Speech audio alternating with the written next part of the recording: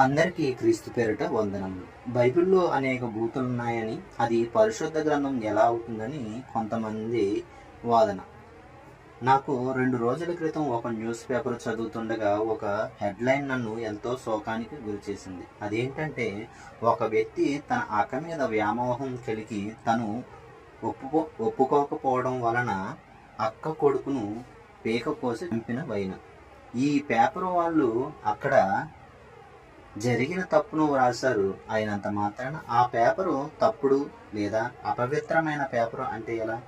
అదేవిధంగా గతంలో జరిగిన తప్పులు లేదా పాపముల గురించి బైబిల్లో వ్రాయబడ్డాయి. అందుకు బైబిలు అపవిత్రమైనది అంటే ఎలా?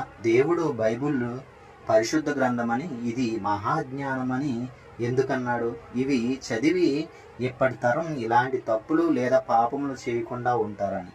ఈ మాత్రం జ్ఞానం తెలియని మీరెలా